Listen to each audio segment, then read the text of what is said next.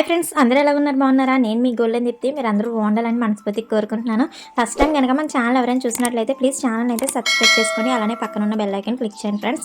ఈ వేసవి కాలంలోని ఎక్కువగా వేడి పుట్టించే ములక్కాడలు బాగా దొరుకుతాయి కదా, ఇప్పుడే అసలు అనమాట సీజన్. ఇదే ములక్కాడల సీజన్ కాబట్టి మరి దొరికినప్పుడే వండుకొని తినాలి కదా, అందుకని చెప్పేసి నేనైతే ములక్కాడలు నెత్తల కర్రీ అయితే ప్రిపేర్ చేశాను.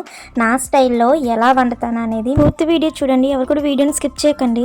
ఇంటి ముందు తాతయ్య వాళ్ళైతే 3 years నుంచి ఒక ములగ చెట్టును అయితే పెంచుతున్నారు. అది వచ్చేసి పూత వస్తుంది కానీ కాయలు కాయట్లేదు కదా అని చెప్పేసి నరికేద్దామంటే ఎవరికి మనసు రావట్లేదు. ఇంకా సరే అలా ఉంచేద్దాం అనేసి ఉంచేస్తే ఈ ఇయర్ వచ్చేసి ఒక్క కాయ కాసింది. కదా చూడు ఒకటే అటుపక్క తిరిగి చూసినా లేదా?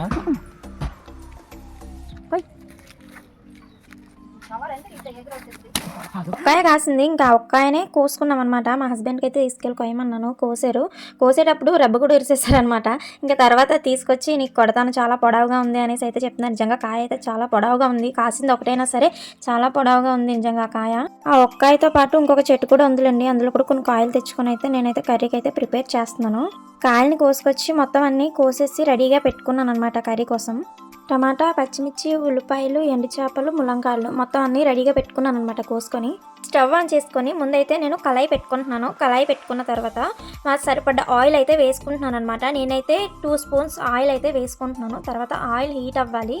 హీట్ అవ్వి అలా బబుల్స్ వస్తూ ఉంటాయి కదా, అలా బబుల్స్ వచ్చే టైంలోని ఎండు చేప అయితే నేను ఫస్ట్ వేసుకుంటున్నాను. ఎందుకంటే వేపుకోవాలన్నమాట ఎండు చేప. కొని తీసుకొచ్చిన ముల్లంకాడలు కాదు కాబట్టి టేస్ట్ అయితే బాగుంటుంది ఇంట్లోయే కాబట్టి. అలా వేసుకున్న ఎండు చేపనైతే ముందు మనం కలిపేసుకోవాలి. తర్వాత అందులోని పచ్చిమిర్చి వేసుకోవాలి. పచ్చిమిర్చి తర్వాత ఉల్లిపాయలు అయితే సన్నగా తరిగినవి ఉన్నాయి కదా, అవి కూడా నేను వేసేసుకుంటున్నాను. తర్వాత ఉల్లిపాయలు తొందరగా వేగాలంటే కొంచెం సాల్ట్ అనేది వేసుకోవాలి. వేసుకొని అయితే ఒకసారి కలిపేసుకొని మూత అయితే పెట్టేసుకోవాలి.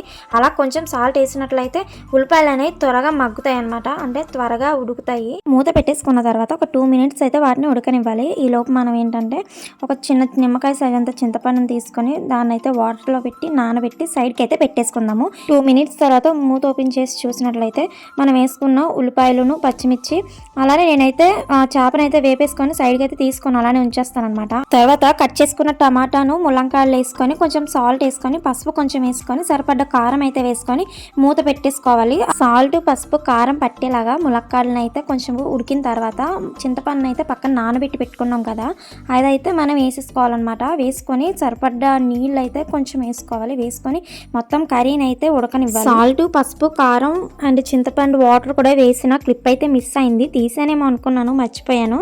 తర్వాత 5 minutes తర్వాత మూత ఓపెన్ చేసి చూస్తే ఇలా కర్రీ అయితే దగ్గరికి అయిపోయింది. ఇంకంతేనండి, మన ములక్కాడ ఎండు చేప కర్రీ అయితే అయిపోయింది అనమాట.